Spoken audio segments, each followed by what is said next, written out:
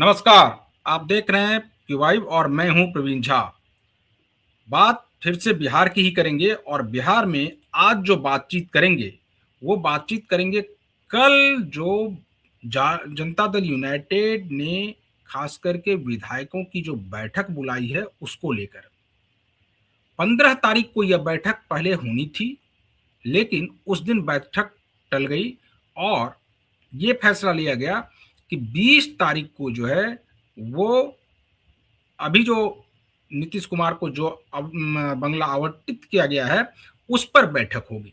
यानी कि अब विधायक दल की बैठक में आखिर क्या होगा, जो विधायक बैठेंगे उसमें क्या क्या निर्णय लिए जाएंगे। कयास कई तरह के लगाए जा रहे हैं। पहला कयास तो यह है कि जो मंत्रिमंडल का विस्तार होगा उसमें कौन कौन मंत्री बनेंगे इसको लेकर चर्चा होगी। इसके अलावा बात यह भी हो रही है कि विधायक दल का नेता कौन चुना जाएगा, इसको लेकर भी बातचीत होगी। और सबसे महत्वपूर्ण जो बात है जिसकी चर्चा नहीं हो रही है लेकिन सबसे महत्वपूर्ण है वो ये है कि निशांत कुमार को जेडीयू की बागडोर सौंपने की तैयारी हो रही है। यानी कि निशांत कुमार जब से एक्टिव हुए हैं तब से ये लगातार कहा जा रहा है कि अब निशांत कुमार को जेडीयू की बागडोर सौंप दी जाएगी और ये विधायक की जो 85 विधायकों की जो बैठक बुलाई गई है वो इसीलिए बुलाई गई है ताकि उसमें ये घोषणा हो जाए कि निशांत कुमार ही अब पार्टी को लीड करेंगे। इस सब पर आज हम लोग चर्चा करेंगे, अलग अलग सभी मुद्दों पर चर्चा करेंगे और इसके बाद चर्चा ये भी करेंगे कि निशांत कुमार ने जो कहा है कि वो 38 जिलों में जाकर खास करके जो कार्यकर्ताओं से मुलाकात करेंगे और पार्टी को और स्ट्रेंथन करेंगे, मजबूती के लिए काम करेंगे। यानी कि उनका एक उद्देश्य है कि पार्टी को और मजबूत किया जाए और इसीलिए उन्होंने कोई भी पद नहीं स्वीकार किया। ये एकमात्र वजह है कि उनको लग रहा है कि अगर पार्टी को मजबूत कर लेंगे और उसके बाद आने वाले समय में अगर वो चुन कर जाते हैं खास करके विधानसभा में तो उनके ऊपर वो आरोप भी नहीं लगेगा जिस आरोप को लेकर अभी तक कहा जा रहा था कि नीतीश कुमार तो निशांत कुमार को डिप्टी सीएम बना देंगे और वो आराम से राजनीति में उनकी एंट्री हो जाएगी। लेकिन उन्होंने कठिन रास्ता चुना है। वो लगातार बिहार की सड़कों पर चलेंगे, पदयात्रा करेंगे, यात्रा करेंगे और उसमें अपने आप को एक प्रकार से राजनीतिक कार्यकर्ता के रूप में अपने आप को पहले वो बनाएंगे और उसके बाद वो कुछ कोई चुनाव लड़ेंगे ताकि उनके ऊपर जो ये आरोप लगने वाला था कि वो भी परिवार से ही आए हैं, यानी निशांत कुमार की विरासत नीतीश कुमार की विरासत को संभालने के लिए आए हैं, इसीलिए कि उनके पास तो एक प्रकार से पहले से बैकअप है तो वो आ जाएंगे उनके ऊपर। वो अपने ऊपर ये आरोप नहीं लगने देना चाहते हैं कि वो नीतीश कुमार के बेटे हैं इसीलिए वो राजनीति में आए हैं। उनका मानना है कि वो नीतीश कुमार के बेटे जरूर हैं लेकिन वो अपने बलबूते आना चाहते हैं। इसी सब पर आज चर्चा करेंगे और चर्चा में हमारे साथ वरिष्ठ पत्रकार संजीव प्रियदर्शी जी जुड़े हुए हैं। संजीव जी, क्या आपको लगता है मैं जिस चीज को लेकर लगातार कह रहा हूं कि निशांत कुमार अपने ऊपर वो आरोप नहीं लगने देना चाहते हैं कि वो नीतीश कुमार के बेटे हैं इसीलिए वो राजनीति में आ गए हैं और उनको सब कुछ मिल जाएगा। वो चाह रहे हैं कि वो बिल्कुल जमीनी स्तर से अपनी राजनीति की शुरुआत करें और अगर उसमें उनको शिखर पर तक वो पहुंचते हैं तब फिर कोई मतलब उनको नहीं लगेगा ऐसा कि वो नीतीश कुमार के बेटे थे इसीलिए वो पहुंच गए। नमस्कार आपको और आपके दर्शकों को भी। देखिए, अंत अंत तक निशांत तो मान गए थे उप मुख्यमंत्री बनने के लिए जैसे कि सूचनाएं आ, लेकिन नीतीश जी ने ही रोक लगा दी। नीतीश जी ने कहा निशांत को कि कठिन रास्ता चुनो, लोगों के बीच जाओ, डायरेक्ट सरकार में आना जो है वो ठीक नहीं होता है। ये निशांत जी को जो गुरु दक्षिणा जो दी है ये नीतीश जी ने दी और निश्चित रूप से जितना अनुभव नीतीश जी के पास है, देखिए एक पॉलिटिक्स का अनुभव होता है, एक बिहार के लोगों की एक सोच को समझना, नब्ज पे हाथ रखना, वो तो नीतीश कुमार के पास है, वो गुण तो है। इससे कोई इनकार नहीं कर सकता। और उनको पता है कि बिहार के लोग अगर दिल से एक बार चाह लेंगे निशांत को, तो फिर वो कोई किसी भी चीज का, किसी भी समीकरण की परवाह नहीं करेंगे। इसलिए वो बार बार कहते हैं कि बिहार के लोगों का आशीर्वाद मुझे हासिल करना। और मुझे लगता है कि ये नीतीश जी की प्लानिंग है। हाँ, कल मीटिंग है सर्कुलर रोड पे, 7 सर्कुलर रोड पे स्थित आवास पे, नए आवास पर मीटिंग है। और हो सकता है कि उसमें देखिए, ये ऑफिशियली तो बोला नहीं जाएगा, लेकिन अनऑफिशियली विधायकों और सांसदों को ये मैसेज नीतीश जी की तरफ से खुद से दे दिया जाएगा कि अब आप लोग निशांत की तरफ देखिए। और आज जो जनता दल यूनाइटेड के मुख्य प्रवक्ता नीरज कुमार की जो प्रेस कॉन्फ्रेंस हुई है, उसमें भी ये मामला लगभग स्पष्ट हो, हाँ, उसमें भी ये मामला लगभग स्पष्ट हो गया है कि निशांत, पहली बात तो कठिन रास्ते को चुना है निशांत ने। दूसरा, निशांत जनता और कार्यकर्ताओं के नेता बनना चाहते हैं। पहले सत्ता तो आती जाती रहे, यानी बेस जो है, अगर नींव को मजबूत कर दिया जाए तो इमारत कितनी भी ऊंची बने कोई दिक्कत नहीं। तो वो नींव पर ध्यान दे रहे। वो तेजस्वी की तरह नहीं कि पहले सत्ता में आ गए, अब फिर जो है वर्कर बन गए, फिर लोगों के बीच जा रहे हैं। अब तो बिहार से ज्यादा तमिलनाडु और केरल घूम रहे हैं। और तीसरी बात यह है कि पार्टी में तो कोई उनको चुनौती देने वाला है नहीं। पहले बहुत सारी बातें कही जाती थी, ललन सिंह, संजय झा, अब तो कोई नहीं है। और देखिए, जो आज भी निशांत, मतलब निशांत रोज आ रहे हैं जनता दल यूनाइटेड के ऑफिस, रोज। और आज जबकि संडे है, आज भी कर्पूरी सभागार, पटना के कर्पूरी सभागार, जो कि प्रदेश कार्यालय के अंतर्गत ही है, जेडीयू प्रदेश कार्यालय के, उसमें उन्होंने पूर्णिया और भागलपुर प्रमंडल के जितने भी जिले हैं, चाहे किशनगंज है, पूर्णिया नगर, कटिहार नगर, अररिया, भागलपुर नगर और बांका के जिलाध्यक्षों से और संबंधित प्रखंड अध्यक्षों के साथ संगठनात्मक विस्तार और आगामी कार्यक्रम, यानी आगामी कार्यक्रम जो दौरा होने वाला है उनका पूरे बिहार का, उस पर विस्तार से चर्चा की। और इसमें जो मौजूद रहने वाले नाम हैं वो चौंकाने वाले हो सकते हैं। एक तो है वासुदेव कुशवाहा, यानी निशांत के साथ जो कुशवाहा नेता उभरेंगे फ्यूचर में, वो वासुदेव कुशवाहा होंगे। मनीष कुमार, जो पहले भी मैंने बोला है कि वो रिश्तेदार भी हैं, भाई लगते हैं, शायद ये मेरे भाई या फुफेरे भाई लगते हैं निशांत के। और ये आईटी के प्रभारी हैं और महासचिव भी, आईटी सेल को हेड करते हैं, प्रदेश महासचिव। तो ये भी, मनीष कुमार भी एक अहम किरदार होंगे। मुझे लगता है ये दो जो है हमेशा उनके साथ नजर आते। एक चेतन आनंद भी नजर आते, लेकिन आज चेतन आनंद नहीं।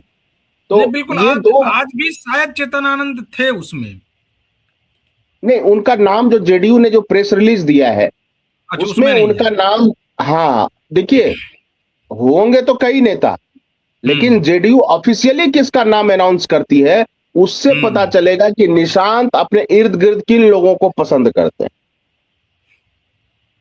होंगे कई नेता, उसमें कोई। संजीव जी, ये कहा जा रहा है कि निशांत के लिए बिल्कुल ही एक प्रकार से यंग टीम बनाई जा रही है। और पहले भी इस चीज को लेकर हम लोग चर्चा कर चुके हैं कि उनकी यंग टीम में कई लोग शामिल है, कई विधायक शामिल है, जो कि इस बार, मतलब हालांकि वो हैं किसी ना किसी परिवार से ही, लेकिन वो यंग हैं और वो निशांत कुमार के साथ लगातार दिख रहे हैं। क्या आपको लगता है कि इस बार जो मंत्रिमंडल का विस्तार होगा, उसमें निशांत कुमार, चूंकि मंत्रिमंडल में तो शामिल हो नहीं रहे हैं, वो तो सरकार में शामिल हो नहीं रहे हैं, तो उनके जो बिल्कुल कोर ग्रुप के लोग हैं उनको मंत्रिमंडल में शामिल कराया जाए, ताकि कोई भी फैसले लेने की स्थिति में निशांत कुमार हो और निशांत कुमार से पूछा जाए उस फैसले में। तो आपको लगता है कि निशांत के कोर ग्रुप के लोगों को, और इसीलिए कल ये विधायकों की जो बैठक बुलाई गई है, इसलिए भी कि उनके कोर ग्रुप के लोगों को मंत्रिमंडल में शामिल कराया जाए? अब ये तो वक्त बताएगा। ठीक है, एक दो को सिंबॉलिक रूप से रिप्रेजेंट करा दिया जाएगा, लेकिन मुख्यतः जो नीतीश कुमार जी के पसंदीदा चेहरे हैं और जिन पर लगातार नीतीश जी विश्वास करते रहे हैं, उन्हीं को वो मंत्रिमंडल में, अधिकतर 80% चेहरे वही होंगे। हो सकता है एक दो चेहरे हों, लेकिन अगर मान लीजिए निशांत के साथ जो भी लोग होंगे वो निशांत के साथ मौजूद रहें, तो इसके लिए उनको पूरी तरह से संगठन के प्रति समर्पित रहने वाले नेता चाहिए। अब सत्ता में होंगे तो कभी कैबिनेट मीटिंग हो गई, कभी कुछ हो गया, कभी कुछ हो गया, कभी सीएम ने बुला लिया, कभी समीक्षा बैठक हुई, लेकिन कोई नेता अगर बिल्कुल संगठन के लिए काम करता है तो फ्री होकर काम करता है, उस चीज का भी ध्यान रखा जाएगा। और वैसे भी आप देखिए कि नीतीश जी ने जिन दो नेताओं को डिप्टी सीएम बनाया, वैसे हम लोगों ने नाम बताया था उनका पहले भी, वो दोनों ही बहुत ही सीनियर लीडर हैं। तो एक चीज ये भी देख रहे हैं, देखिए होता क्या है, ये कांग्रेस में ये देखा गया, यहां तक कि आरजेडी में भी ये देखा गया कि अगर पार्टी का जनरेशन चेंज होता है, यानी लीडरशिप का जनरेशन चेंज होता है, और अगर सभी पुराने नेताओं को आप हटा देते हैं तो पार्टी में बगावत और भगदड़ की स्थिति हो जाती है। जैसे आप देखिए कांग्रेस में ग्रुप G23 बन गया और फिर उसने जो लानत मलानत की। इसके बाद देखिए आरजेडी में भी देखिए जगदा बाबू ने घर पकड़ लिया अपना गांव, और बहुत सारे नेता, अब्दुल बारी सिद्दीकी भी रहते हैं, तो कोई आप देखिए बहुत मन से नहीं रहते हैं वो, क्योंकि कारी शोएब को ज्यादा तेजस्वी के इर्द गिर्द बैठाया जाता है। तो जनरेशनल चेंज अगर अचानक से कर दिया जाए किसी पार्टी में, तो एक जो संतुलन है युवा जोश और एक अनुभव का, वो दरक जाता है। दूसरी बात क्या है कि पार्टी में भगदड़ की स्थिति हो जाती है, सीनियर नेता जो है उनमें अविश्वास पैदा हो जाता है। तो नीतीश जी कोई ऐसा काम नहीं करेंगे, जो भी परिवर्तन होगा बहुत ही धीरे धीरे धीरे धीरे होगा परिवर्तन। और आप देखिए कि निशांत की इतनी तरह की जितनी भी बैठकें होती हैं उसमें दो तीन बड़े चेहरे दिखाई नहीं देते, बिल्कुल जो दिखाई ललन सिंह है, संजय झा है, या श्रवण कुमार, यहां तक कि श्रवण कुमार भी दिखाई नहीं देते। अशोक चौधरी हो, अशोक चौधरी कहीं एक आध जगह दिख गए, लेकिन उसके बाद नहीं दिख रहे हैं। हाँ, अशोक चौधरी एक आध जगह दिखे तो उस दिन, जिस दिन मेरा नेता मेरा अभियान, साथ रहते हैं उमेश कुशवाहा, जरूर साथ रहते हैं लगातार।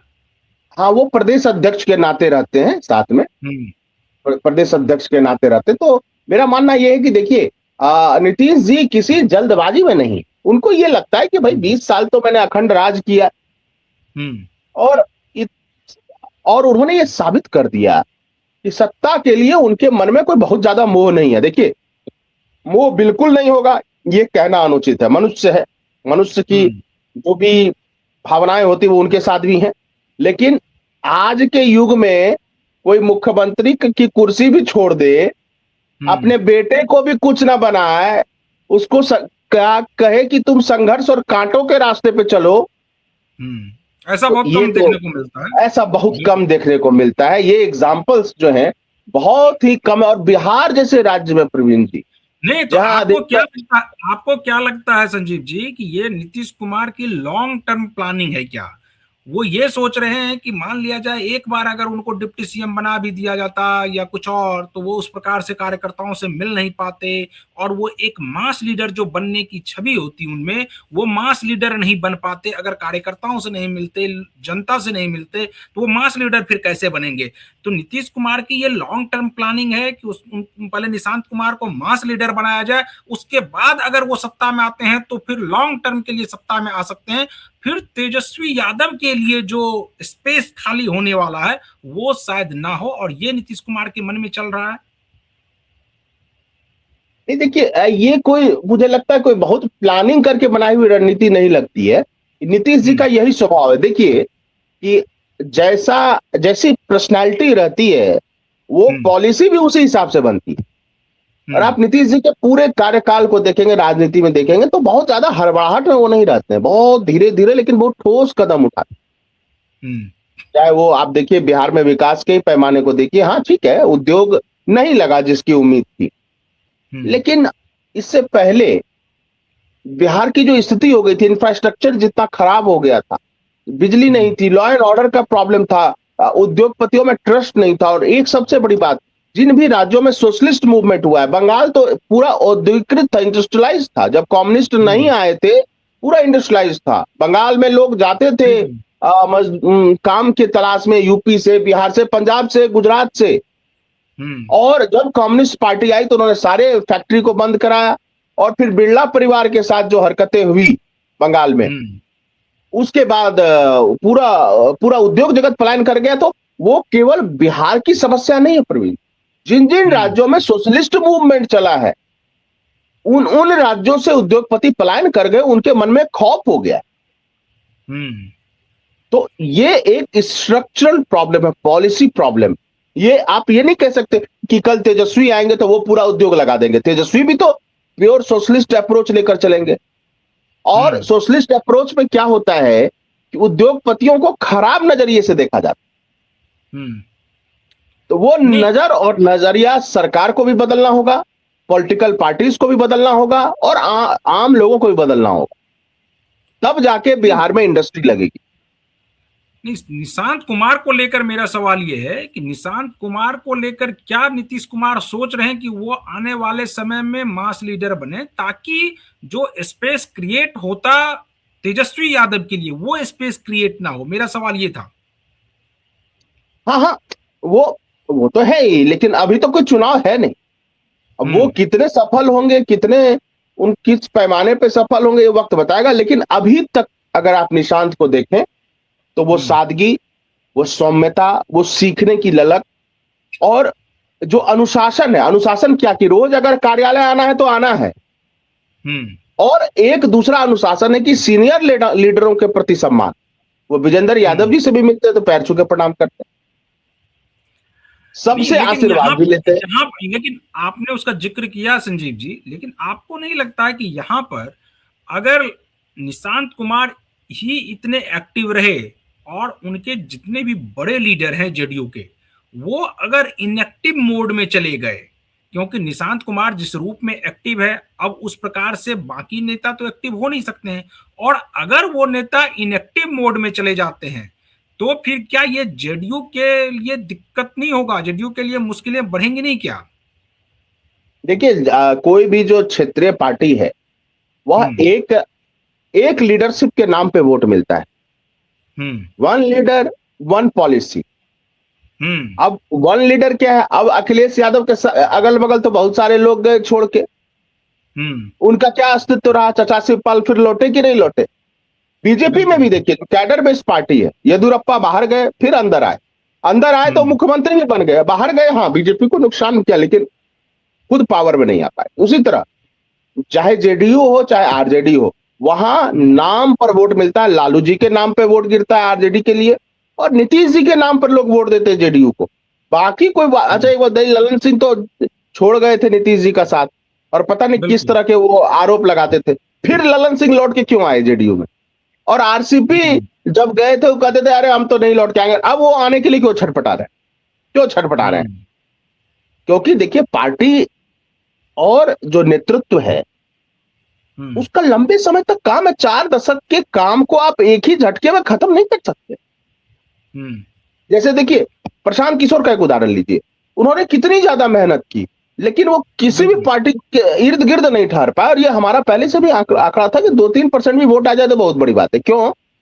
क्योंकि नीतीश जी खुद इलेक्शन हारे हैं, न जाने कितनी पार्टियां उन्होंने बदली हैं, तब जाके वो इस जगह में आए। किसी एक दिन के संघर्ष से नीतीश कुमार या लालू यादव या रामविलास पासवान या सम्राट चौधरी भी या मोदी जी भी नहीं बन जाते, वो लंबे समय के संघर्ष का परिणाम। और वो एकमात्र संजीव जी दिल्ली में देखने को मिला था कि जब वो अन्ना आंदोलन हुआ और उसके बाद एक पार्टी का उदय हुआ और वो पार्टी सत्ता में आ गई।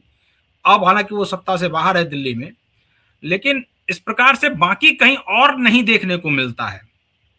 हाँ देखिए, जैसे समुद्र में आप देखिए लहरें उठती हैं, ज्वार जितनी तेजी से उठता है भाटा भी उतनी तेजी से ही उठता है। यानी लहरें जितनी तेजी से उठ रही हैं उसके गिरने का भी सिचुएशन वही होगा।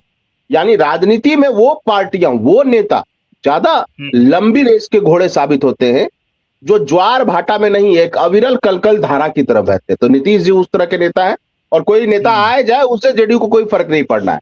और बिहार के लोगों को भी पूरा भरोसा मुझे लगता है नीतीश कुमार में ही है।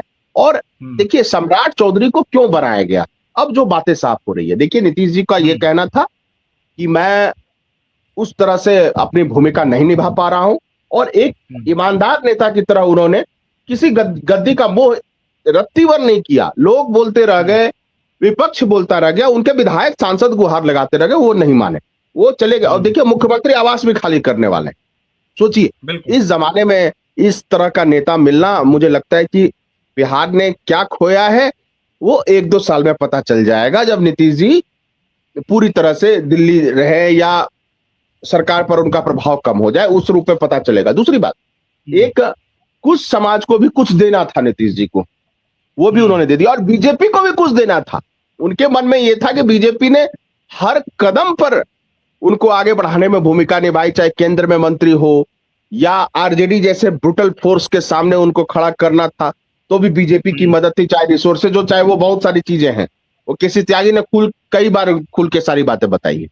तो उनको ये था कि बीजेपी से भी मतलब कोई कर्जा नहीं रखना है किसी का, कुछ समाज का भी नहीं रखना है। संजीव जी, यहाँ तक कि केसी त्यागी से पूछा गया कि आपने जेडीयू क्यों छोड़ा, तो कहा कि जेडीयू क्या, नीतीश कुमार मतलब जिस उसमें थे, जिस विचारधारा के हैं, उसी विचारधारा के तो मतलब जिसमें वो लोक दल में गए हैं वो भी है, तो एक ही है, अलग नहीं है कोई, इसलिए मैं कोई अलग नहीं जा रहा हूं।